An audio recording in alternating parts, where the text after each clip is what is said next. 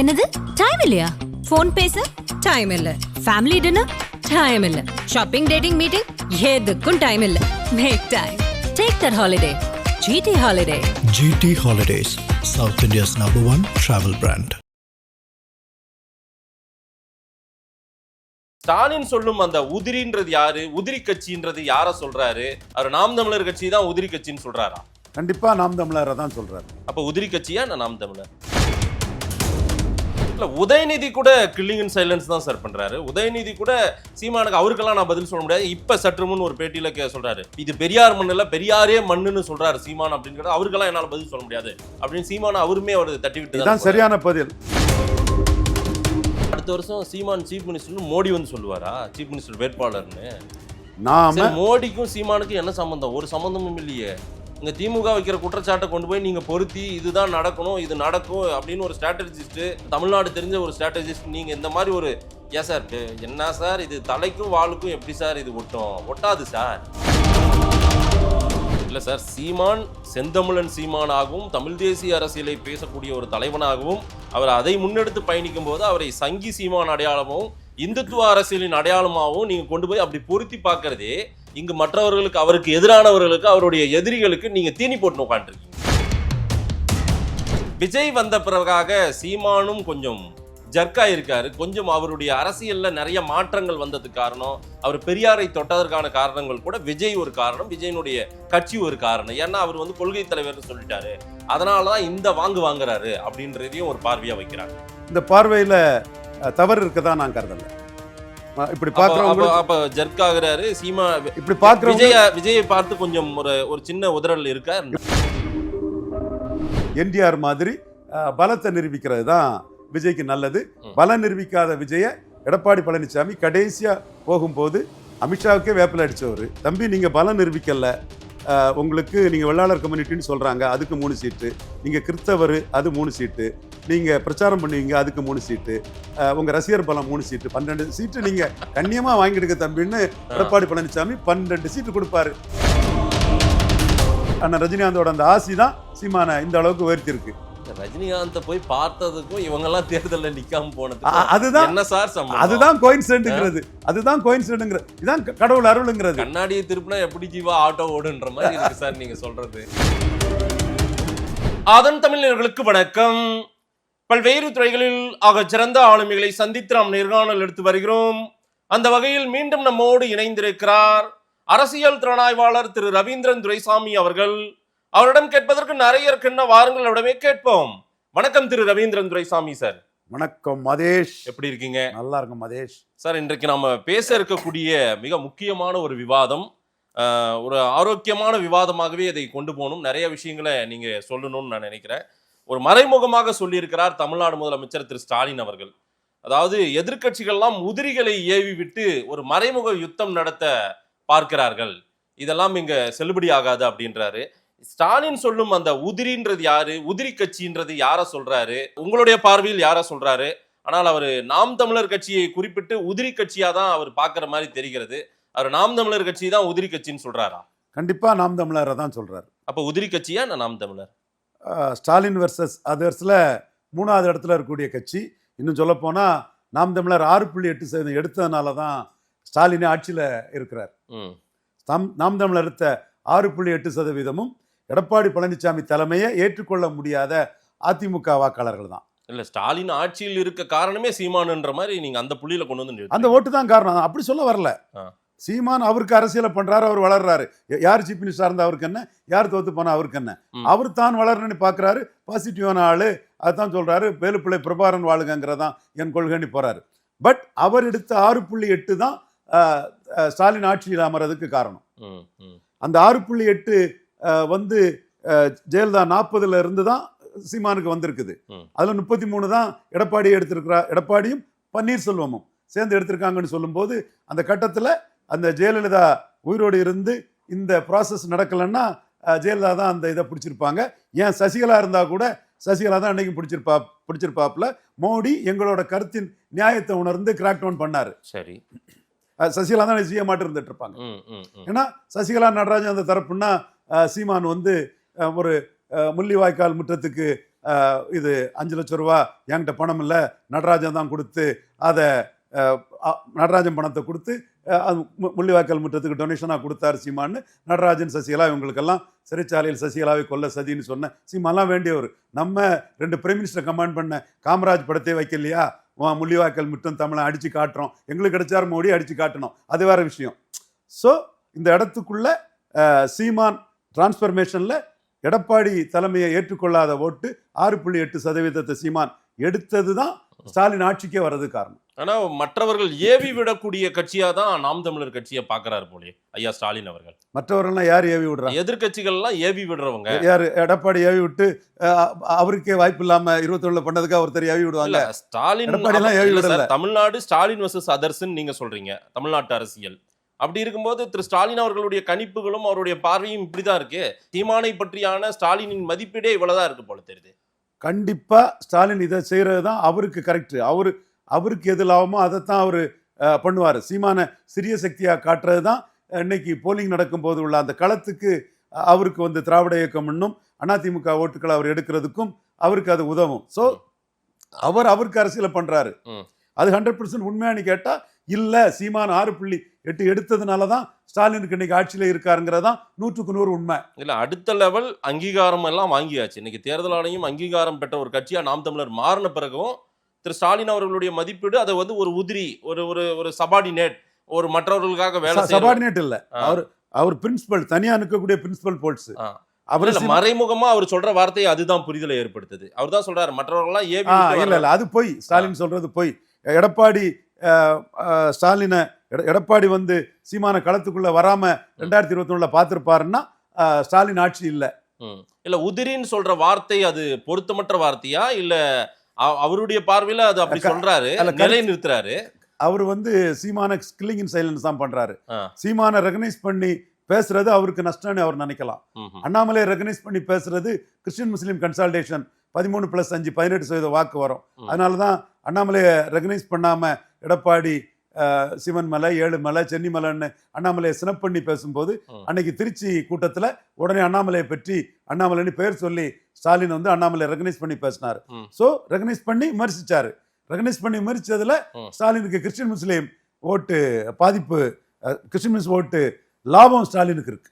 அண்ணாமலையை சொன்னா லாபம் இருக்கிறது, அப்ப சீமான பேசினா லாபம் இல்லைன்னு நினைக்கிறாங்களோ? சீமான ஒரு கட்டத்துல பேசும்போது லாபம் வரும். இப்போ சீமான பேசினா கிடைக்கக்கூடிய லாபம் ஸ்டாலினுக்கே கிடைக்குது. ரொம்ப அவைடு கிளாஸ் லிங்குஸ்டிக் மைனாரிட்டிஸ் அவங்க ஈரோடு கிழக்குல அருந்ததியர்னாலும் சரி, பாஜகவுக்கு ஓட்டு போட்ட வட இந்தியர்கள், அருந்ததியர்கள், புறமொழியாளனாலும் சரி உதயசூரியன் தான் ஓட்டு போட போறாங்க. அது ஸ்டாலினுக்கு தெரியாதவர் அல்ல. சரி, அதுக்கு சம்பந்தமான நுணுக்கமான பல விஷயங்களும் அவர் செய்யத்தான் செய்யறாரு. ஏன் சீமான் பெரியார் இதெல்லாம் பண்ணும்போது எஸ்வி சேகருக்கு அப்பா வெங்கட்ராமனுக்கு ஏன் தெருவில் பேர் வைக்கிறாரு? அப்ப பிராமின் ஓட்ட இல்ல இது சிங்க் ஆகுது. அதாவது அந்த நேரத்துல வந்த ஒரு ப்ரோக்ராம் அது, அதை நீங்க இதோட பொருத்தி அது நீங்க சொல்லலாம். நம்ம இப்படி இருக்கும்போது சீமான் அதுக்கு அதான் சொல்றாரு. அவர் வீட்டுக்கு அடுத்த வீட்டுக்காரனுக்கே தெரியாது அந்த பிராமணனுக்கு ஓட்டு வச்சு என்ன ஓட்டு உங்களுக்கு வரப்போகுது, வேற நல்ல பிராமணருக்கு ஓட்டு வைங்கிறாரு சீமான். சோ சீமான் எடுத்திருக்க இஷ்யூ ஒரு தாக்கத்தை உருவாக்குதுங்கிறதுல எந்த மாற்றமும் இல்லை. அது சரியா தப்பாங்கிறதுல எனக்கே மாறுபட்ட கருத்துக்கள் பல இருக்கலாம். பட் அரசியல் தாக்கத்தை ஏற்படுத்துறாருன்னா கண்டிப்பா பெரிய தாக்கத்தை ஏற்படுத்துது. அந்த தாக்கத்தின் விளைவு தான் சீமான் மேல் உள்ள கோபத்தை தான் ஸ்டாலின் இந்த வார்த்தைகள்ல அதை பிரதிபலிக்கிறார். இல்ல, உதயநிதி கூட கில்லிங் இன் சைலன்ஸ் தான் சார் பண்றாரு. உதயநிதி கூட சீமானுக்கு அவருக்கெல்லாம் நான் பதில் சொல்ல முடியாது. இப்ப சற்று முன் ஒரு பேட்டியில சொல்றாரு, இது பெரியார் மண்ணுல பெரியாரே மண்ணுன்னு சொல்றாரு சீமான் அப்படின்னு. அவருக்கெல்லாம் என்னால பதில் சொல்ல முடியாது அப்படின்னு சீமான அவருமே அவர் தட்டி விட்டு தான் சரியான பதில். இதை கருத்தியலா ஏதாவது பதில் சொன்னா அது வாத பிரதிவாதத்துக்கு வரும். வாத பிரதிவாதத்துக்கு வரும்போது இலக்கத்துக்கு ஒண்ணும் இல்லாத சீமானுக்கு அது பிளஸ்ஸா மாறும். ஓகே, ஒரு 1.1% இருந்த சீமான் எங்க அண்ணன் ரஜினிகாந்த் ஆசீர்வாதம் பெற்ற பிறகு எவ்வளவுக்குள்ள உயர்ந்து எவ்வளவு டாப்பா எங்க போய் எகிரி போயிட்டு இருக்காரு பாருங்க. எது புரியல, எங்க உயர்ந்தாரு? இப்ப என்ன உயர்வுல நீங்க பாத்தீங்க? என்ன டேட்டாவை சொல்றீங்க சார்? சீமானுக்கு சங்கி அடையாளம் வந்ததே ரஜினியை போய் பார்த்த பிறகாக, திரு ரவீந்திரன் துரைசாமியோட சேர்ந்த பிறகாக அப்படின்னு ஒரு கூட்டம் பேசிட்டு இருக்காங்க சார். நான் என் தம்பி சீமான் கூட அவர் கட்சி ஆரம்பிக்க காலகட்டத்தில இருந்து என் தம்பிக்கு வெல்விஷரா தான் இருக்கிறேன். அதுல எல்லாம் இது பெரிய வளர்ச்சி, தினமும் விவாதமாகிறது நீங்க வளர்ச்சின்றீங்களா எப்படி சீமானுக்கு? 2026 சீமான் அமித்ஷா யூபியில பயணி செய்த பிஜேபியை 3 மடங்கு உயர்த்தின மாதிரி 8% நாம் தமிழரை 3 மடங்கு வர உயர்த்த வாய்ப்பு இருக்கு. 2 மடங்கு உயர்த்துற நிச்சயம் 3 மடங்கு வர போகலாம். அதுக்கான ஸ்ட்ராட்டஜியும் அதை 8ல் இருக்கக்கூடிய சீமான் அதை எடுத்துக்கிட்டு களம் ஆடினார்னா தெளிவாக 214 போட்டு 3 மடங்கு வரை உயர்த்தலாம். 2 மடங்கு உறுதியாக உயர்த்திடுவார். அப்படி தான் அமித்ஷாவும் யூபியில் வந்து கல்யாண் சிங் போனதுனால 15% போய் 10 எம்பி சீட்டு இருந்தது. 15% வாக்கில் இருந்த பாஜகவை 45% கிட்ட அமித்ஷா கொண்டு போனார்னா அது அமித்ஷாவுக்கு தராம வியூகம் என்ன வியூகத்தில் அமித்ஷா பண்ணாருங்கிறது அவருக்கு தெரிந்த கைவந்த கலை. அதே மாதிரிப்பட்ட ஒரு அரசியல் சூழ்நிலை தமிழ்நாட்டில் எல்லா பகுதிகளிலும் இருக்கு. தமிழ்நாட்டில் என்ன ஃபார்முலா அது ஏன் வெளியே சொல்லணும்? இப்ப சீமான்ட்ட இருந்தா காப்பி அடிச்சு ஜான ஆரோக்கியசாமி விஜய்க்கு கொண்டு போறாரு. சீமானுக்கு வாமிட்ட தான் எடுத்து இன்னொருத்தர சாப்பிடுறதுக்கு ஜான ஆரோக்கியசாமி. வார்த்தையை கொஞ்சம் எப்படி கொண்டு போறீங்க? வார்த்தையை கொஞ்சம் கண்ணியமா பேசுங்க சார். உண்மை அது, அதனால சொல்றேன். அது இல்ல அமித்ஷா பாணி வேற. அமித்ஷாவே நீங்க சீமானையும் எப்படி நீங்க இதுல அவரோட ஃபார்முலா மாதிரியே இவர் ஒரு ஃபார்முலா எடுப்பாருன்றீங்க. நல்ல ஃபார்முலாவை சொல்லி கொடுங்க சார். ஃபார்முலா வெளியே அவருக்கு சங்கி சாயம் பூச வச்சிட்டீங்க நீங்க. ஃபார்முலா வெளியே சொல்ல முடியாது. அமித்ஷா 15 அந்த சங்கி அமித்ஷா தான் யூபியில் 15% போன கல்யாண் சிங் என்ற லோத் ராஜ்புட் பிக்கரிங் காஸ்ட் பண்டி மைக்கோடைய சமூகத்தை சேர்ந்தவரை பிரமோத் மகாஜன் வாஜ்பாய் அதில் நியாய அநியாயங்களை போகல. இன்னைக்கு வந்து கல்யாண் சிங் பேரில் ஏர்போர்ட்டு யூனிவர்சிட்டி எல்லாம் வச்சு மோடி இந்துத்துவாக்கா தியாகம் பண்ணவர் ஒரு பிற்படுத்தப்பட்ட சமுதாயத்தை பண்டி மைக்கோடி சமுதாயத்தை சேர்ந்த அது ஒன்றும் இழிவான தொழில் அல்ல, நல்ல தொழில் தான் எல்லாமே. அந்த சமூகத்தை சேர்ந்த கல்யாண் சிங்கை மோடி குளோரிஃபை பண்ணி யூபியில் அரசியல் பண்ணிட்டு இருக்கிறாரு. அந்த கல்யாண் சிங் போனதும் பாஜக அடி வாங்கி 15% போன பாஜகவை அமித்ஷா அன்னைக்குள்ள சமூக அரசியல் சூழ்நிலையை பார்த்து 3 மடங்கு உயர்த்தினாரு. இன்னைக்கும் சீமானுக்கு 8% 3 மடங்குக்கு உயர்த்தக்குள்ள சமூக அரசியல் சூழ்நிலை தமிழ்நாட்டுக்குள்ள இருக்கு. சீமானுக்கு அது தெரியும். 26ல் அதோட விளைவுகளை நீங்க பாருங்க. 2 மடங்கு நிச்சயம், 3 மடங்குக்கும் வாய்ப்பு உண்டு. இங்க தமிழ்நாட்டில் இந்த விவாதத்தை பார்க்கக்கூடியவங்க எப்படி எடுத்துப்பாங்கன்னு தெரியல. ஆனால் தமிழ்நாட்டு அரசியல் பொறுத்து அமித்ஷாவோ மோடியோ பிஜேபியோ ஏதோ ஒன்று எடுத்தா அது மதவாத அரசியல், பிளவுவாத அரசியல், நீங்க சொல்ற சமூக அரசியல். அதை சீமான் எடுக்கிறாருன்னா நீங்க சீமானை கொண்டு போய் எதை அவர் வந்து எந்த சாதி தமிழரா வான்றாரு, எந்த சாதியா கிட்ட நிக்காதுன்றாரு. அப்படிப்பட்ட ஒருத்தரை போய் நீங்க அமித்ஷாவோட பொருத்தி அந்த ஃபார்முலா ஒர்க் அவுட் ஆகும்னு நீங்க எப்படி சொல்றீங்க? நீங்க கேட்கறது நடக்குங்கிறது என் வார்த்தை நடந்துட்டு இருக்கு தமிழ் மண்ணில்.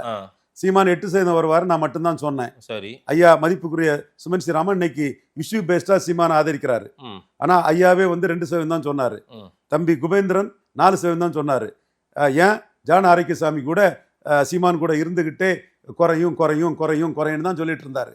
பட் நான் தான் சொன்னேன் சீமான் ஒரு பெரிய ஸ்டாண்ட் எடுத்துட்டாரு. திமுகவும் காங்கிரஸும் அதிமுகவும் காங்கிரஸ் பாஜகவின் ஒட்டுண்ணிகள், ஊதுகுழல்கள், தொங்கு சதைகள்னு திமுகவும் அதிமுக அடிச்சு காங்கிரஸ் பாஜக பெரிய ஆளா காட்டி அடிச்சு விளையாடுறாரு. 8 வருவாருன்னு அந்த கான்செப்ட் சீமான் ஏன் எடுத்தாருன்னா அவருக்கு திறமையில அதை கண்டுபிடிச்சு ஏன் எடுத்தாருன்னா அந்த கான்செப்டுக்குள்ளதான் திமுகவும் அதிமுகவும் பெரிய கட்சிகள், அவங்கள்ட்ட தான் ஓட்டு அதிகம் இருக்கு. இவங்க காங்கிரஸ் பாஜகவுக்கு அடிமையா இருக்கிறாங்கன்னு சொன்னாதான் அது வந்து அந்த கட்சியில் உள்ள கேடர்ஸ் வந்து இந்திய எதிர்ப்புல சீமான் பெருசா நிற்கிறாரு, சமஸ்கிருத எதிர்ப்புல சீமான் பெருசா நிற்கிறாரு, மத்திய அரசு எதிர்ப்புல சீமான் பெருசா நிற்கிறாரு, காங்கிரஸ் எதிர்ப்புல பெருசா நிற்கிறாருன்னு ஓட்டு வருங்கிற கான்செப்டை சீமான் எடுத்து அடிச்சாரு. 8% வந்தாரு. அதே மாதிரி எனக்கு தெரிஞ்ச வகையில சீமான்ட்ட 2026க்கு பெரிய கான்செப்ட் இருக்கு, பெரிய வீகம் இருக்கு.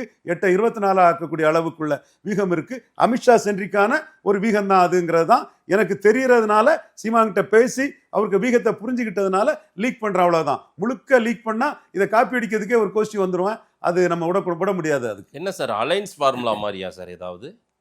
இது 214 தனிச்சு நின்னுதான் இந்த ஃபார்முலா. அலைன்ஸ் ஆஃபர் சீமானுக்கு வரும் கண்டிப்பா. மோடி வந்து இன்னைக்கு சிபிஎம் சொல்லியிருக்காங்க எல்லா இடத்திலும் பாஜக எதிர்ப்பு வாக்குகளை அதிகப்படுத்துவோம், பாஜகவை தோற்கடிப்போங்கிறாரு.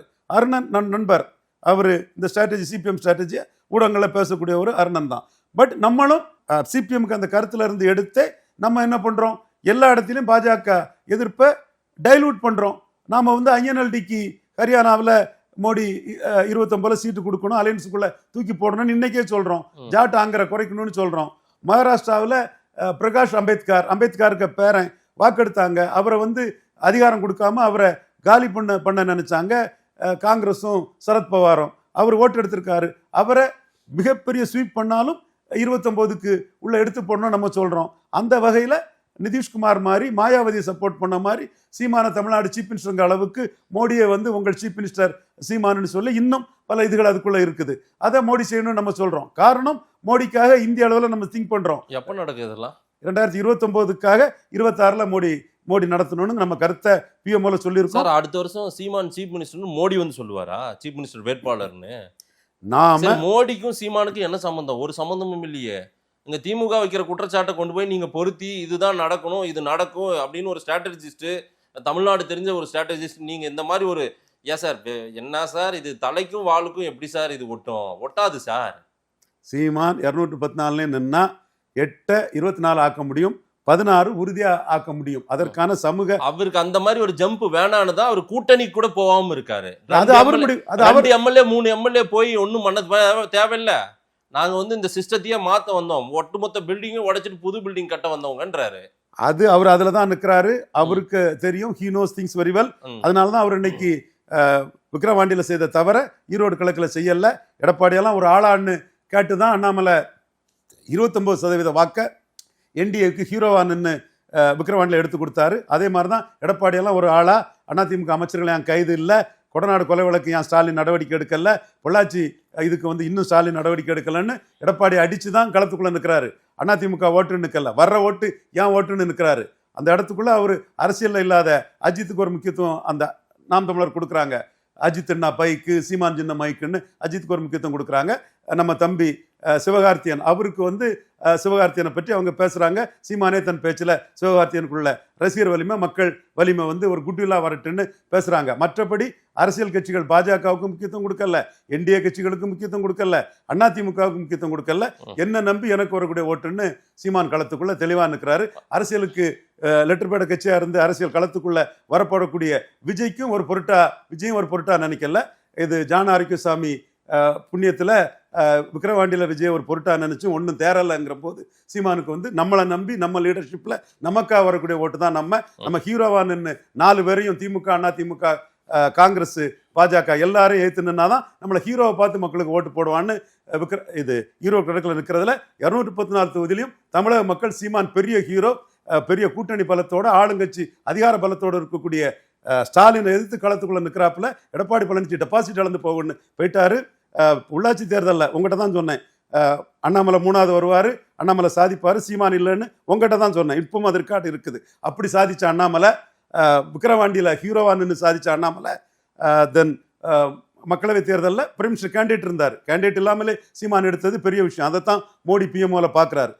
பிஎம் கேண்டிடேட் இல்லாமல் 4வது ஒருத்தர் 8 எடுத்துட்டாருன்னா அவருக்குள்ள ஆதரவு வளையங்கிறது எவ்வளவு இறுக்கமானது, உறுதியானது.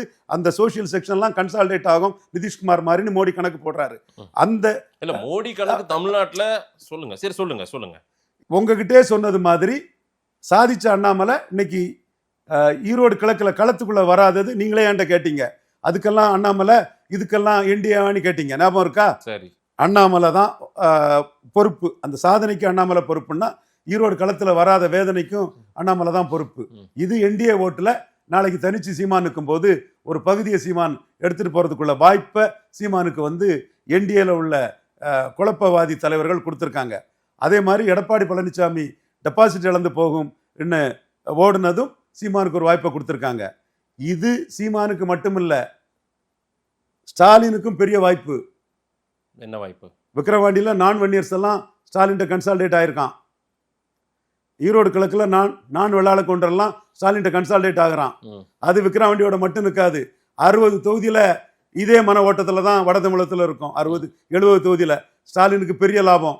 இங்க ஈரோடு கிழக்குல எடப்பாடி வரல, 30-35 தொகுதியில இதே மன ஓட்டத்துல தான் நான் வெள்ளாள கொண்டர்ஸ் இருப்பான். ஸ்டாலினுக்கு பெரிய லாபம். இங்க இருந்துகிட்டு இடைத்தேர்தலுக்கு ஒண்ணும் இல்லை, அது இல்லைன்னு கிணற்று தவளையா இருக்கக்கூடிய உங்களுக்கு நான் இதை கருத்தாட்டே சொல்றேன். 26ல் இதான் நடக்க போகும்.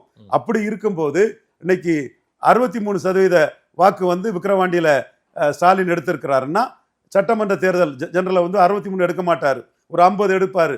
13 ஸ்டாலினை விட்டு விலகி போறதுல சீமான் தான் லாபம் அடைவாரு.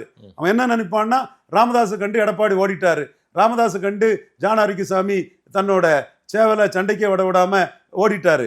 அப்படி இருக்கும்போது சீமான் தான் களத்துக்குள்ள தெளிவா நின்னாருன்னு 63 வந்து 50 குறையும், வெற்றி ஸ்டாலினுக்கு தான் வரும். அதுல 13 வந்து சீமானுக்கு தான் போகும். அதே மாதிரி இங்க 75 எடுக்கிறாரோ 80 எடுக்கிறாரோ அதுல உள்ள நான் வெள்ளாள கவுண்டர் வந்து நாளைக்கு வெளியேறும் போது சீமான் தான் அந்த இடத்துக்குள்ள களத்துக்குள்ள நின்னாருன்னு வரும். இது கமலஹாசன் தினகரன் விஷயத்துல நடந்திருக்கு. விக்கிரவாண்டி ஈரோடு கிழக்க வச்சு அது நடக்கும். என்ன கேள்வி என்ன கேட்க வந்தீங்களா கேளுங்க. பிஜேபி மனித குலத்தின் எதிரின்னு சொல்றாரு சீமானு. ஆனா மோடி இப்படிதான் பாக்குறாரு சீமான. 8% வாங்கிட்டாரு, பிஎம் கேண்டிடேட்டே இல்லாம வாங்கிட்டாரு, அதே போல பிஎம்ஓ இப்படி பாக்குது அப்படின்லாம் நீங்க சொல்றீங்க. அதுக்கான ஒரு சிம்டமே இல்ல. பிரதமரை பொறுத்தவரை, மோடியை பொறுத்தவரை தமிழ்நாட்டுனா அவருக்கு திமுக அதிமுக தெரியும். மற்ற கட்சிகளினுடைய ரிப்போர்ட் அவர் எடுத்து பார்ப்பாங்களா என்ன? அதெல்லாம் தெரிஞ்சனால தான் யார் யாரையோ வீழ்த்தி மிதிச்சு ஏறி நின்று 3வது முறை பிஎம்ஆ இருக்காது, 4வது முறையும் பிஎம்ஆ வருவாரு. அதை புரிஞ்சுடுங்க. மப்தி முகமது சையத் யாரு? நிதிஷ்குமார் என்ன சொல்லிட்டு இருந்தாரு? சரி, இது பாஜகவை கன்ஷிராம் என்ன சொல்லிட்டு இருந்தாரு? ஒருக்கா சொன்னாரு, கரித்வாரில்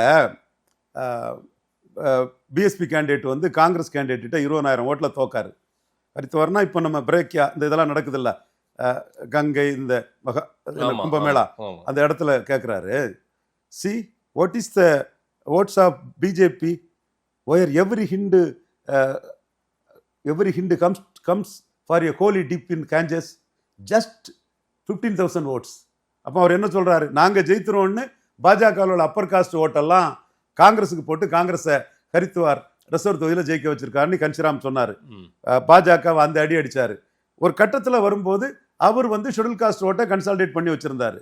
பாஜகவுக்கும் முலாயம் சிங் யாதவுக்கு எதிராக அந்த ஓட்டுகள் தேவை. ஒரு காம்பினேஷன் வருது, மாயாவதி அங்கே சீஃப் மினிஸ்டர் ஆகிறாங்க. அது களத்துக்குள்ள எலக்ட்ரல் அலையன்ஸ் கிடையாது. எம்எல்ஏ இதில் பிரமோத் மகாஜனும் வாஜ்பாயும் அந்த முடிவை எடுக்கிறாங்க. மாயாவதி அதில் வர்றாங்க ஒரு சூழ்நிலையில் வரும்போது முலாயம் சிங் யாதவுக்கு எதிராட்டு. அதே மாதிரி நிதிஷ்குமார் அவர் வந்து கோரி குருமி ஓட்டுகளை எடுத்து வச்சிருக்கிறாரு. ராஜ்புட்டு, பிராமின், பூமிகார் இந்த ஓட்டு, ஜெய்ஸ்வால் இந்த ஓட்டுகள் எல்லாம், ஹயஸ்தா இந்த ஓட்டுகள்லாம் பாஜக இருக்குது. அவங்க குருமியை முன்னிறுத்தி லாலு யாதவை தோக்கடிக்கிறாங்க. இன்னைக்கு மோடிக்கு ஆஃபர் கண்டிப்பா சீமானுக்கு போகும். சீமான் அதை ஏத்துக்கிறாரா இல்லையாங்கிறது தான் அது கொஸ்டினே தவிர, என்னோட பார்வையில் சீமான் 234 தனிச்சுன்னு தான் போறாரு. தனிச்சு போனாலும் யூபியில் அமித்ஷா சாதிச்ச மாதிரி சீமானுக்கு சாதிக்கக்குள்ள அரசியல் களம் தமிழ் மண்ணுக்குள்ள இருக்கு. இல்ல சார், சீமான் செந்தமிழன் சீமானாகவும் தமிழ் தேசிய அரசியலை பேசக்கூடிய ஒரு தலைவனாகவும் அவர் அதை முன்னெடுத்து பயணிக்கும் போது அவரை சங்கி சீமான் அடையாளமாகவும் இந்துத்துவ அரசியலின் அடையாளமாகவும் நீங்க கொண்டு போய் அப்படி பொருத்தி பார்க்கறதே இங்கு மற்றவர்களுக்கு, அவருக்கு எதிரானவர்களுக்கு, அவருடைய எதிரிகளுக்கு நீங்க தீனி போட்டு உட்காந்துருக்கீங்க. நிதிஷ்குமாருக்கும் அந்த அடையாளம் இருந்தது. அங்க வேற பாலிடிக்ஸ் சார். நீங்க நிதிஷ்குமார், மாயாவதி, கன்சிராம் பாலிடிக்ஸ் இங்க வந்து எடுபடாது சார். கன்சிராம் பாணியில் சீமான் செயல்படுகிறார். கன்சிராமுடைய கட்சி என்ன கட்சி? ஒடுக்கப்பட்ட மக்களின் கட்சி.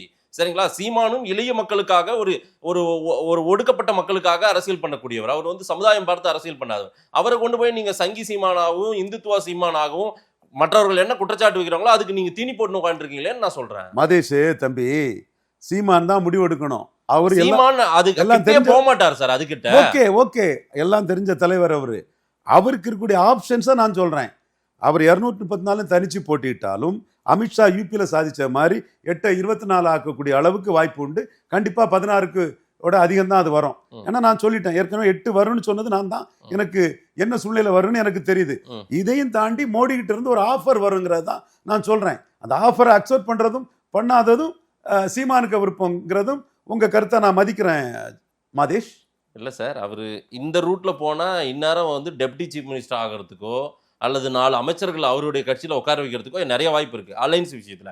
அதுலயே காம்ப்ரமைஸ் பண்ணாத சீமான் இதுல சிஎம் வேட்பாளரா மோடியே சொல்லிட்டா வந்து அதெல்லாம் வாய்ப்பும் இல்ல, ஒரு மண்ணும் இல்ல. எடப்பாடிக்கு என்ன ஓட்டு விழுமோ அதோட குறைஞ்ச ஓட்டு தான் விழும். இந்த ஓட்டு டிரான்ஸ்பர் ஆகாது. எலித்தோட நட்பாயிரும், பொருந்தா கூட்டணி ஆயிரும். எடப்பாடி தலைமைக்கு 2 ஜாதி கட்சியா போன கட்சிக்கு வாய்ப்பா புண்ணாக்கு, சும்மா சந்தடி சாக்குல வாய்ப்பு இருக்கு புண்ணாக்கு இருக்குன்னு. எடப்பாடி 15% தாண்ட மாட்டாரு மதேஷ். வாய்ப்பு அதுலாம் இந்த சரடு விடுறது இதெல்லாம் வேற டிபேட்டர்ஸ் வச்சு பேசிக்கிடணும். அதுக்குன்னு ஆள் இருக்கான், அவனை கூட்டிட்டு வந்து பேசணும். 15% தாண்ட மாட்டாரு எடப்பாடி. இல்ல, அவங்க நாட்டை ஆண்ட கட்சி சார். அதாங்க இங்க விக்கிரவாண்டியில நிக்காததுல நான் வன்னியர்லாம் இவருக்கு கோலத்தனமா ஓடிட்டாரு நான் வன்னியர் நினைக்கிறான். ஈரோடு கிழக்குல நிற்கிறதுல நான் வெள்ளாள கவுண்டர்லாம் ஓடிட்டாருன்னு நினைக்கிறாப்புல. அந்த 60-70 தொகுதியில நான் வன்னியர் நம்பிக்கை இழந்துட்டாப்புல. இந்த ஈரோடு கிழக்குல நிற்காதுல நான் வெள்ளாள கவுண்டர் நம்பிக்கை மட்டும் இல்ல, வெள்ளாள கவுண்டர் நம்பிக்கை இழந்துட்டாப்புல. என்ன நீங்க எடப்பாடி களத்தை விட்டு ஓடுனவரை போய் சந்தடி சாக்கல என்கிட்ட அப்படி வாழைப்பழத்துல ஊசி ஏத்துற மாதிரி ஊத்துறீங்க. இந்த இந்த கதையெல்லாம் கொல்லம் வலையில ஊசி விற்கிற கதையெல்லாம் என்கிட்ட வேண்டாம் மதேஷ். சரி சரி சார், ரொம்ப முக்கியமான இன்னொரு கேள்வி. விஜய் வந்த பிறகாக சீமானும் கொஞ்சம் ஜர்க்கா இருக்காரு. கொஞ்சம் அவருடைய அரசியல்ல நிறைய மாற்றங்கள் வந்ததுக்கு காரணம், அவர் பெரியாரை தொட்டதற்கான காரணங்கள் கூட விஜய் ஒரு காரணம், விஜயனுடைய கட்சி ஒரு காரணம். ஏன்னா அவர் வந்து கொள்கை தலைவர்னு சொல்லிட்டாரு, அதனாலதான் இந்த வாங்குறாரு அப்படின்றதையும் ஒரு பார்வையா வைக்கிறாங்களே. இந்த பார்வையில தவறு இருக்கதான் நான் கருதல. இப்படி பாக்குறவங்க அப்ப ஜர்க் ஆகுறாரு சீமா. இப்படி பாக்குறவங்க விஜயை பார்த்து கொஞ்சம் ஒரு சின்ன உதறல் இருக்கா? இப்படி பாக்குறவங்களுக்கு அந்த உரிமை இருக்கு. One must be alert in politics. சீமானுக்கு வந்து விஜய் மேட்ரு கமல்ஹாசன் 2.0 மாதிரி பெரிய பிளஸ் தான். அது ரிசல்ட்ல பெரிய பிளஸ்ஸா முடியும், அதுல எந்த மாற்றமும் இல்லை.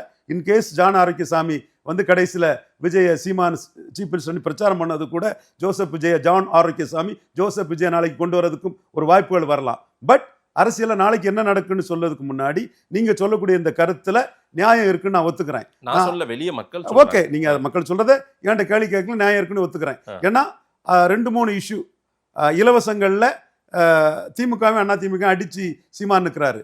அப்ப நீ தம்பி எடப்பாடி கிட்ட நோட்டுக்கு சீட்டுக்கு வர போறதுக்கு இலவசத்தை ஆதரிக்கிறியாங்கிற ஒரு கொஸ்டினை அன்னைக்கு ஒரு நாள் வச்சாரு. அதுக்கு பிறகு அவர்கிட்ட கேட்டது உள் ஒதுக்கீடுல பறையர்களுக்கும் தேவேந்திர குல வேளாளருக்கும் 5% உயர்த்தி கொடுக்கணும்னு நான் சொல்றேன் தமிழர்களுக்கு, நீ வந்து என்ன சொல்றாங்கன்னு கேட்டாரு. அதுக்கு விஜய்கிட்ட இருந்து பதில் இல்லை. இப்ப பெரியார் மேட்டர்லயும் விஜய்கிட்ட இருந்து பதில் இல்லை. இப்படி பல கண்டென்ஷியஸ் இஷ்யூஸை இன்னும் நிறைய இஷ்யூஸ் எடுப்பாரு சீமான், அதுலலாம் விஜய்கிட்ட பதில் இருக்காது.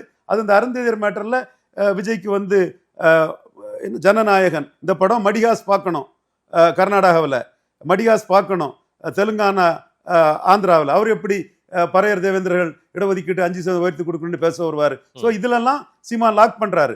அப்போ இவர் வந்து இதெல்லாம் பேசுறதே சீமானுக்கு கூடுதல் பிளஸ். இதுல எடப்பாடியும் லாக் பண்றாரு. எடப்பாடி ஜெயலலிதா முடிவுல இருந்து அருந்ததியர் உள்ஒதுக்கீட்டுக்கு ஆதரவு கொடுக்கும் போது, கொங்கு மண்டலத்துக்கு ஆதரவு கொடுக்கும் போது பறையர் தேவேந்திர குல வேளாளருக்கு இது பாதிப்புங்கிறத சீமான் கொண்டு வராரு. ஸோ சீமான் இதே மாதிரி விஜய் பதில் சொல்ல முடியாத பல இஷ்யூஸ் எடுப்பாரு. தேர்தல் காலகட்டம் வரும்போது அதை நீங்க பார்க்கலாம். ஒருவேளையில விஜயே ஜோசப் விஜயே ஜான் ஆரோக்கியசாமி மூலமா சீமான் முதல்வரை பேச வந்துட்டாருன்னா மேட்டர் எண்ட்ஸ் தேர். ஜோசப் விஜய் ஜான் ஆரோக்கியசாமி அந்த ரூட்ல கொண்டு வந்து சீமானுக்கு அவரை வந்து பாசாங்கு காட்டுவாருன்றது உங்களுடைய பார்வை. ஆதவ் அர்ஜுன் ஒருத்தர் புதுசா உள்ள போயிருக்காரு, அவரும் ஒரு வியூக வகுப்பாளர் தான், அவருமே ஒரு வியூகம் அமைக்கக்கூடிய ஒரு பொறுப்பு தான் அவருக்கு கொடுத்துருக்காங்க. அவருடைய ரூட் வேறவா இருக்குமே, அதையெல்லாம் விஜய் அந்த ரூட்டை செலக்ட் பண்ணவும் வாய்ப்பு இருக்குல்ல. விஜய் தனக்கு எது நல்லதோ அந்த ரூட்டை செலக்ட் பண்ணலாம். எல்லாரும் தங்கள் நன்மைக்கு தான் பண்ணுவாங்க. விஜயும் அவர் நன்மைக்கு பண்றதுல தப்பு இல்லை. என்ன பொறுத்தவரை விஜய்க்கு வந்து கூட்டணிக்கு யாரும் விஜய் கூட வரமாட்டாங்க. 214 கேண்டிடேட் போட்டு விஜயகாந்த் மாதிரி, கமல்ஹாசன் மாதிரி, அவர் 38 நினைக்கிறேன், கமல்ஹாசன் மாதிரி, பவன் கல்யாண் மாதிரி, சிரஞ்சீவி மாதிரி, ஏன் என்டிஆரே சொல்லிடுவோம், என்டிஆர் மாதிரி பலத்தை நிரூபிக்கிறது தான் விஜய்க்கு நல்லது. பலம் நிரூபிக்காத விஜய எடப்பாடி பழனிசாமி கடைசியா போகும்போது அமித்ஷாவுக்கே வேப்பில அடிச்சவர், டாக்டர் ராமதாஸுக்கே 23 சீட்டுக்கு மேல கொடுக்காதவர், தமிழிசையே தூத்துக்குடிக்கு தள்ளி விட்டவர். தம்பி நீங்க பலம் நிரூபிக்கல, உங்களுக்கு நீங்க வெள்ளாளர் கம்யூனிட்டின்னு சொல்றாங்க, அதுக்கு 3 சீட்டு, நீங்க கிறிஸ்தவர் அது 3 சீட்டு, நீங்க பிரச்சாரம் பண்ணுவீங்க அதுக்கு 3 சீட்டு, உங்க ரசிகர் பலம் 3 சீட்டு, 12 சீட்டு வாங்கிடுங்க தம்பி. இதுக்கு மேல சீட்டு கொடுத்தா ரவீந்திரன் துரைசாமி என்ன வந்து எடப்பாடி தோக்க முன்ன தோத்துட்டாரு, பலம் நிரூபிக்காத சீட்டு கொடுத்துட்டாரு, எடப்பாடி ஜானகி ஆயிட்டாரு, ஜானகி அம்மா மாதிரி தோக்க போறாரு அப்படின்னு என்ன கலாச்சிருவாரு தம்பி.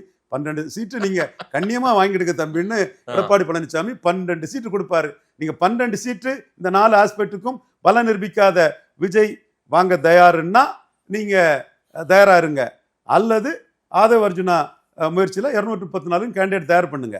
அதுதான் உங்களுக்கு கரெக்ட். பல நிரூபிக்காதவங்களை யாரும் மதிக்க மாட்டாங்கங்கிற அந்த கருத்தை நீங்களே இப்போ ஒத்துக்கிட்டீங்கன்னு நான் கருதுறேன்.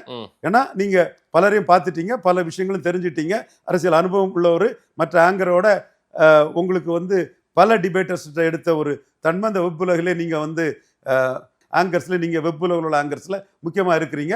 உங்களுக்கு பலர்கிட்ட நீங்க கருத்துக்களை புரிஞ்சதுல பலம் நிரூபிக்காதவரை அடையாள அரசியலை தாண்டி மதிக்க மாட்டாங்கன்னு உங்களுக்கே தெரியும். கலைஞர் வந்து ஏசி சண்முகத்தை 6 சீட்டுக்கு தான், பெரிய லட்சக்கணக்கான கூட்டத்தை காட்டினவருக்கு 6 சீட்டுக்கு தான் மதிச்சாரு. கண்ணப்பனை அதை விட பெரிய கூட்டத்தை காட்டின கண்ணப்பனை 5-6 சீட்டுக்கு தான் மதிச்சாரு. ஸோ பலம் நிரூபிக்காத விஜய எடப்பாடி கிட்ட யார் கொண்டு விட்டாலும் 12 சீட்டுக்கு மேல மதிக்க மாட்டாரு. அதுவும் ஜெயக்குமார் 8 சீட்டு தான் சொல்றாரு. விஜயகாந்தாவது 8 எடுத்தாரு 10 எடுத்தாரு, அதனால அம்மா 41 கொடுத்தாரு. எதுவும் பலன் நிரூபிக்காதவருக்கு நாங்க எப்படி 8 சீட்டுக்கு மேல எப்படி கொடுக்க முடியும்னு ஜெயக்குமாரே சொல்றாரு. ஸோ விஜய் வந்து ஆதவ அர்ஜுனா பாதையில 234க்கும் கேண்டிடேட் தயார் பண்ணி களத்துக்குள்ள நிற்கிறதான் கரெக்ட். இப்போ தயார் பண்ணல, சகாதேவ மாதிரி நம்ம சொல்றோம் 234 தயார் பண்றதுதான் அவருக்கு நல்லது. ஆதவ அர்ஜுனா ஃபார்முலான்றது பெரிய அளவுக்கான ஒர்க் அவுட் ஃபார்முலான்றாங்க. நீண்ட காலமாகவே அவர் திமுகவை டார்கெட் பண்ணி தான் அவருடைய எதிர்ப்பு அரசியல் இருந்தது. தனிப்பட்ட ஒரு பகையுன்னு சொல்றாங்க. இன்னொன்னு, அரசியல் களத்தில் திமுகவை அப்புறப்படுத்த வேண்டிய தேவையும் அவருக்கு இருப்பதாக முன்னிறுத்தி தான் விஜயோட இணக்கமாக இருக்கிறதா சொல்றாங்க. அதனை ஒட்டி தான் திருமாவையும் அவர் சந்தித்ததாகவும் சொல்றாங்க, ஆசைப்பட்டதாகவும் சொல்றாங்க. இப்ப என்னன்னா ஆதவ அர்ஜுனா தோக்க போறாரு, பத்திரகாளி மகன் ரவீந்திர சாமி தான் ஜெயிப்பான். எனக்கு நோக்கம் அரசியல் களத்துல எடப்பாடியை காலி பண்றது. அப்போ அவருக்கு இதுவும் கிராஸ் பர்பஸ்ல போயிட்டு சோ ஜெயிக்க போறது நான் தான். ஆதவ அர்ஜுனா லூசிங் பேட்டர்ல இருக்காரு என்றாலும் ஃபைட்டரை பாராட்டுவோம், வின்னர் ரன்னரை பாராட்டுற மாதிரி ஆதவ அர்ஜுனாவை பாராட்டி வச்சிருவோம். சீமான் வந்து தொடர்ச்சியாக எதிரிகளை அதிகப்படுத்திக்கிட்டே போறது அவருக்கு லாபமா நட்டமா சார்? சீமானுக்கு வந்து கில்லிங் இன் சைலன்ஸ் தவிர எல்லாமே லாபம் தான். எந்த எதிரி என்ன பேசினாலும் லாபம் தான். எலெக்ஷன் முடிஞ்ச பிறகு சீமானுக்கு இருக்கு பார்த்துருவோம் விடமாட்டேன்னு பேசுறதும் சீமானுக்கு லாபம் தான். இழக்கிறதுக்கு எதுவுமே இல்லை சீமானுக்கு. அதைத்தான் அவர் அதை சொல்றாரு. ஒரு சில இதுகளை சீமான் பேச்சை தவிர்க்கணுங்கிறது நானும் உணர்றேன். என்றாலும் சீமான் வந்து துணிஞ்சு களமாடுறாரு. தெளிவா அவருக்கு எதிரிகள் அவரை பற்றி விமர்சனம் பண்றது, ட்ரால் பண்றது எல்லாமே பெரிய பிளஸ்ஸா முடியுது. அந்த மாதிரிப்பட்ட விமர்சனத்துல தான் சீமான் எழும்பி வராரு, அவதூறுகள்ல தான் எழும்பி வராரு. நிச்சயமா சீமான் டாக்கிங் பாயிண்டா இருக்கிறது. எங்க அண்ணன் ரஜினிகாந்த் ஆசீர்வாதம் பெற்ற பிறகு அவருக்கு இவருடைய இந்த அளவுக்கு புகழ் வெளிச்சம் வர்றது, அவருக்கு வாக்கு வலிமையும் 2026 பெரிய அளவு கூட்டம் பொறுத்திருந்து பாருங்க. நவீன துரைசாமி சொன்னானா அதுல ஒரு கணக்கு இருக்கும். அதுல என்ன புகழ் கூடி போச்சு? இப்ப ரஜினிகாந்தை பார்த்ததுக்கு அப்புறம் சீமானுடைய கிராஃப் உயர்ந்ததா சொல்றீங்க. என்ன உயர்ந்தது கிராஃப்? பெரியார விமர்சிக்கிறது. ஈரோடு கிழக்கு களத்துல கடவுள் அருளால எடப்பாடி நிக்கல, அண்ணாமலை நிக்கல. இதுவே ஸ்டாலின் வர்சஸ் சீமானுங்கிற அந்த இதுக்கு லிவரேஜ் கிடைச்சிடுச்சு. தமிழ் தேசியம் வர்சஸ் திராவிடங்கிற லிவரேஜ் கிடைச்சிடுச்சு. சீமான் வர்சஸ் அண்ணாமலைங்கிற லிவரேஜ் கிடைச்சிடுச்சு. அண்ணன் ரஜினிகாந்தோட அந்த ஆசி தான் சீமான இந்த அளவுக்கு உயர்த்தி இருக்கு. இல்ல, ரஜினிகாந்த போய் பார்த்ததுக்கும் இவங்க எல்லாம் தேர்தலில் நிக்காம போனது அதுதான் என்ன சார் சம்பந்தம்? அதுதான் கோயின்சிடென்ட்ங்கிறது. இதுதான் கடவுள் அருளுங்கிறது. கண்ணாடியை திருப்பினா எப்படி ஜீவா ஆட்டோ ஓடுன்ற மாதிரி இருக்கு சார் நீங்க சொல்றது. நல்லா தான் இருக்கு. உங்க கண்ணாடியை திருப்பினா எப்படி ஜீவா ஆட்டோ ஓடுங்கிற அந்த காமெடி இதுக்கு நல்லா தான் இருக்குது. பட் சீமான் மனமாற நின்று அண்ணன் ரஜினிகாந்த் ஆசீர்வாதம் வாங்கினாரு. அண்ணனும் முழு மனசோட அந்த ஆசீர்வாதத்தை கொடுத்தாரு. அதோட வலிமையை தான் நான் சொல்றேன். சங்கின்னு என்ன சொல்லாதீங்க அப்படின்னு காலனி எடுத்து தூக்குனவரை சங்கின்னா தோழன்னு சொல்ல வச்சிட்டீங்களே சார். மாதேஷ், இதையும் தாண்டி இதுக்குள்ள விஷயங்கள் இருக்கு. நான் அந்த களத்துக்குள்ளே நாளைக்கு என்ன நடக்கும்னு சொல்லி 100% சரியானது எங்க அண்ணன் ரஜினிகாந்துக்கும் தெரியும், சீமானுக்கும் தெரியும். என்ன நடக்குன்னு என்கிட்ட கேட்கும்போது இப்படித்தானே நடக்கும்னு நான் சொன்னேன். அந்த விஷயத்தெல்லாம் நான் இப்ப சொல்ல விரும்பல. நீங்க எல்லாம் ரஜினி மையமா வச்சு பேசுறதெல்லாம் சீமானுக்கு பெரிய லாபம். அது அப்படியே போயிட்டு இருக்கட்டு. அந்த லாபம் 2026 பெரிய அளவு சீமானுக்கு கிடைக்கும். இப்போ அதுல உள்ள விளக்கங்கள் அது இதெல்லாம் தேவையில்லை. நீங்க யானையை பார்த்த பார்வையற்றவர் மாதிரி பார்த்து பதறுங்க கதறுங்க அந்த மாதிரி போயிட்டே இருங்க. நாங்க அதை பார்த்து சந்தோஷப்பட்டுட்டே இருக்கிறோம். நிறைய விஷயங்கள் நீங்க சொல்லியிருக்கீங்க. உதிரின்னு ஒரு ஐயா ஸ்டாலின் அவர்கள் சீமானை தான் சொல்றாரு, நாம் தமிழர் தான் சொல்றாரு. இருந்தாலும் சீமானுடைய வளர்ச்சி என்னவா இருக்குது அப்படின்ற பல விஷயங்களையும், அதே போல நீங்க பிஜேபியோடு பொருத்தி பேசுவதும், அது வந்து மற்ற மாநிலங்களில் என்ன நிகழ்ந்ததோ அது சீமானுக்கும் அந்த ஆஃபர் இருக்குன்னு நீங்க சொல்றீங்க. மோடி ஒரு ஆஃபர் கொடுப்பாரு சீமானுக்குன்றீங்க. இது என்ன மாதிரின்னு தெரியல. எந்த இடத்துல மோடி சீமானை பத்தி பேசினாருன்னு இல்லை, அப்படி பேசினாலே சீமான் அதுக்கு என்ன சொல்ல போறாருன்னு தெரியல. நிறைய விஷயங்கள் நீங்க சொல்லியிருக்கீங்க. மக்கள் என்ன சொல்றான்னு பார்க்கலாம். நேரில் வந்து நேரம் கொடுத்து பேசியமைக்கு நன்றி சார். நன்றி மதீஷ்.